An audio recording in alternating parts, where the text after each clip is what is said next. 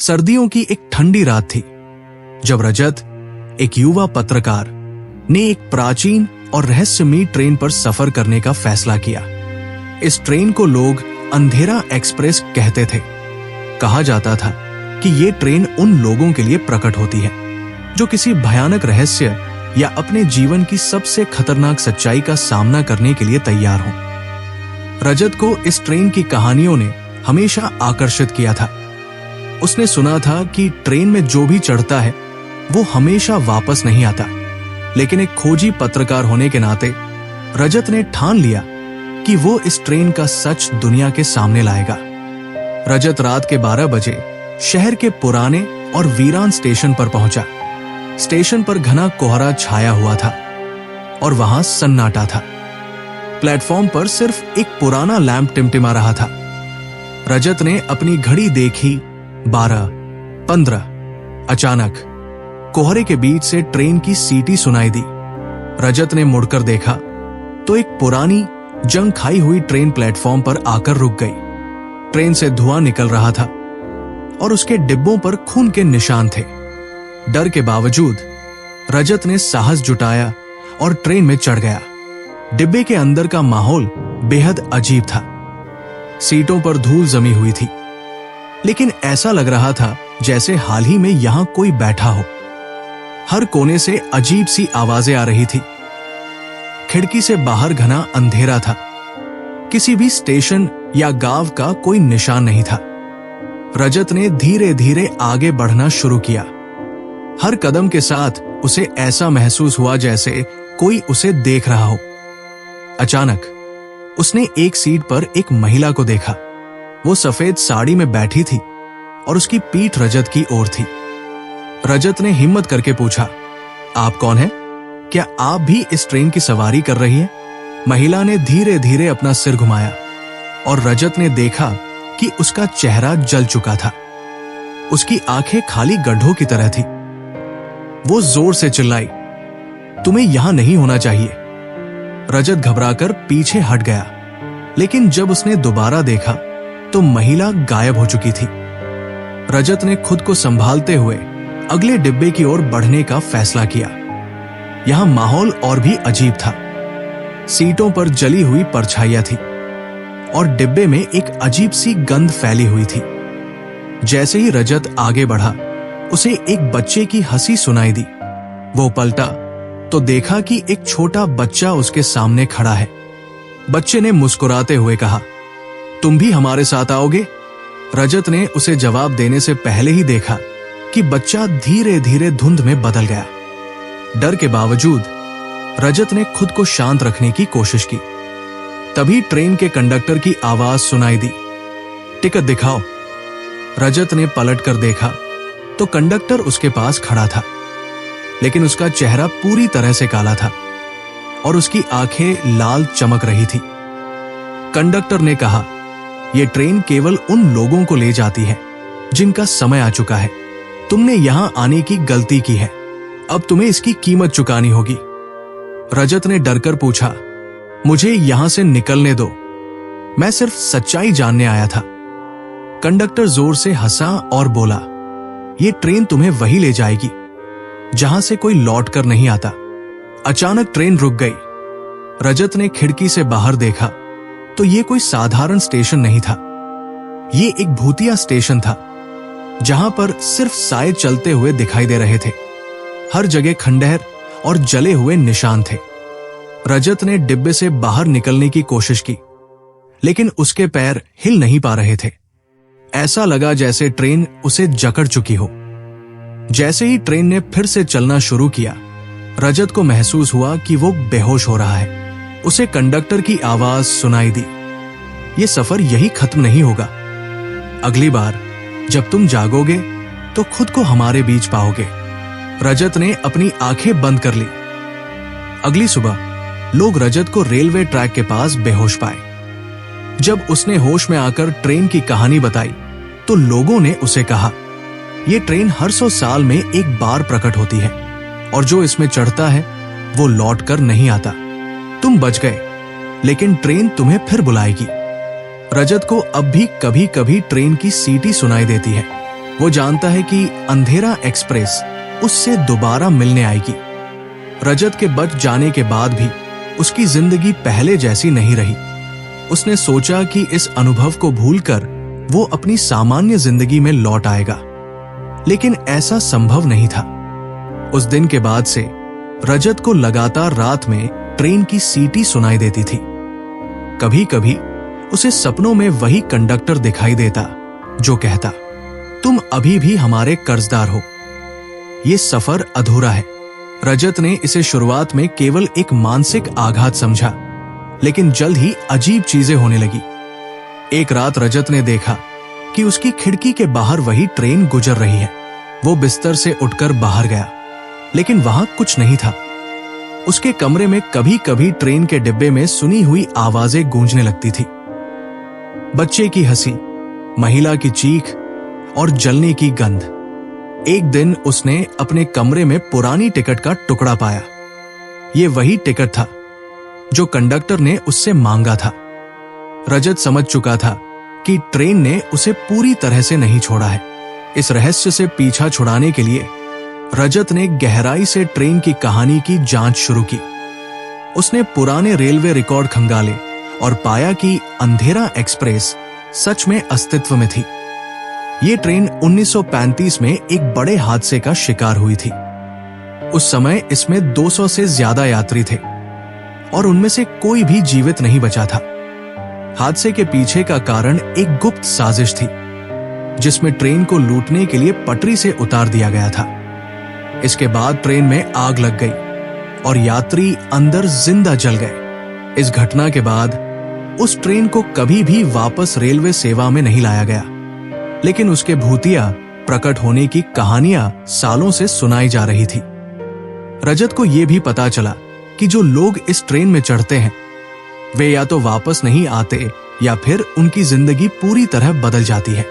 जो लोग लौटते हैं उनके आसपास अजीब घटनाएं होने लगती हैं और कुछ समय बाद वे गायब हो जाते हैं।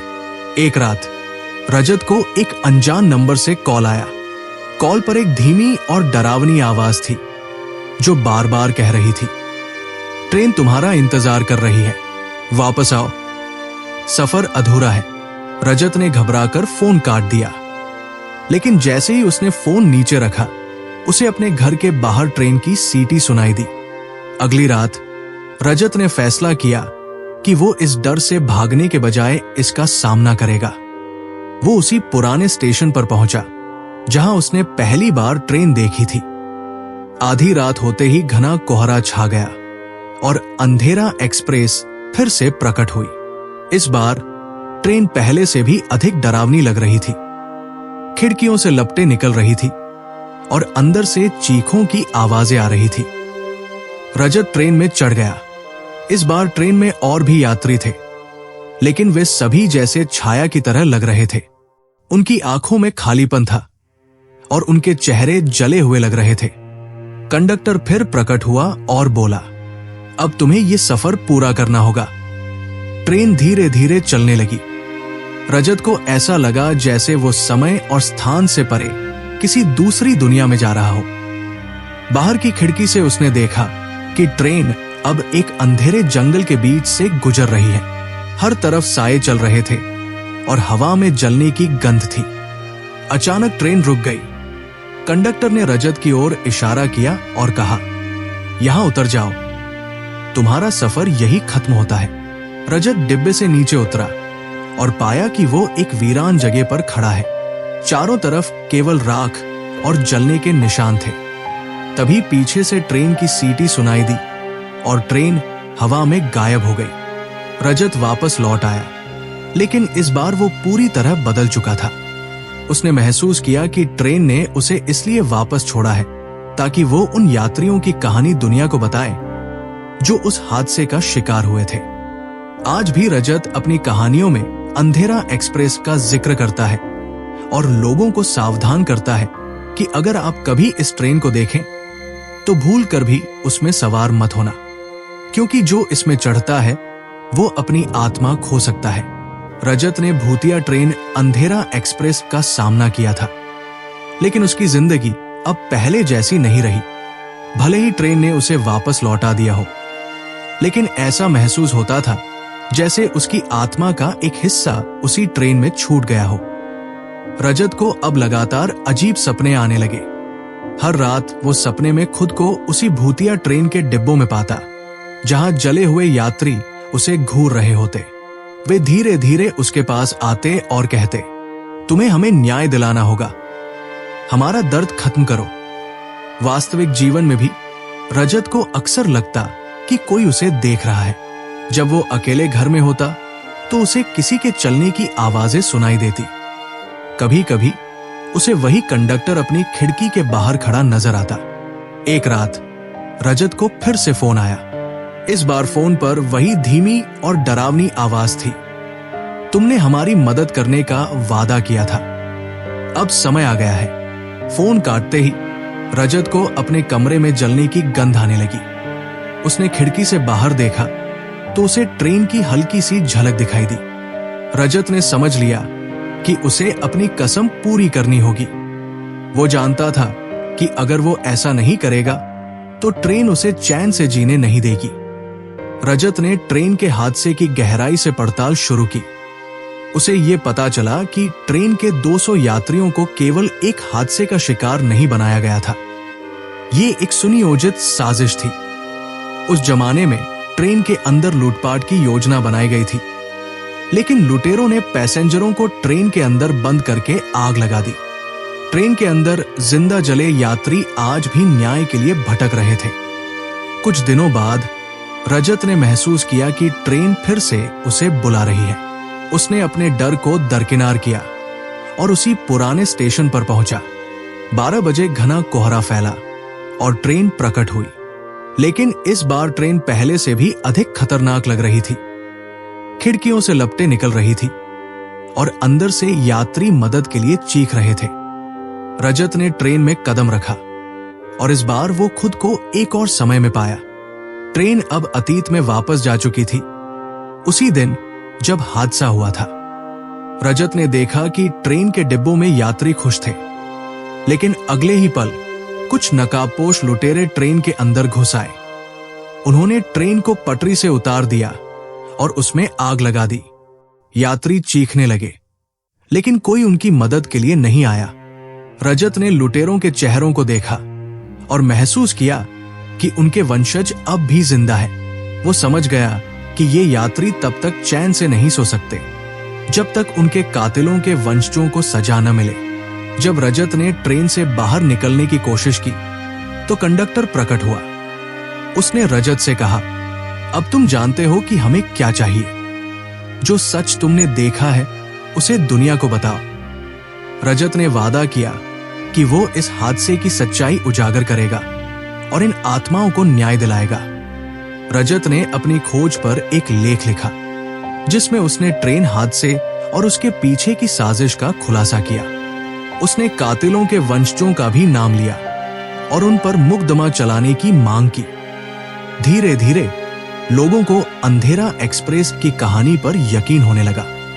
कातिलों के वंशजों को उनके अपराधों की सजा मिली। एक रात रजत ने सपने में उन यात्रियों को देखा।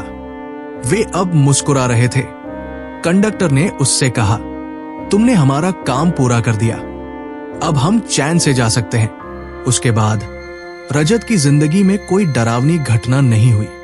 अंधेरा एक्सप्रेस का भूत अब भी रात के समय उन लोगों को दिखाई देता है जो अपने कर्मों से बचने की कोशिश करते हैं। कहा जाता है कि ये ट्रेन केवल उन्हें दिखाई देती है जो अतीत के गुनाहों का सामना करने से भाग रहे हों। रजत की जिंदगी फिर से सामान्य होने लगी। आत्माओं की मुक्ति के बाद वो पहले जैसे खौफनाक सपने और अजीब घटनाओं से मुक्त हो चुका था।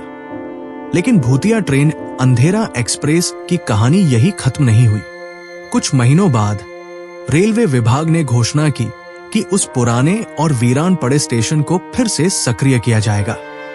नई पटरियां बिछाई जा रही थी और उस स्टेशन से जल्द ही ट्रेन सेवा शुरू होने वाली थी। लोग इस बात को लेकर उत्साहित थे, लेकिन रजत को यह बात बेचैन कर रही थी। उसने सोचा कि आत्माओं को शांति मिल चुकी है, लेकिन वो ये भी जानता था कि अंधेरा एक्सप्रेस का इतिहास इतनी आसानी से खत्म नहीं हो सकता।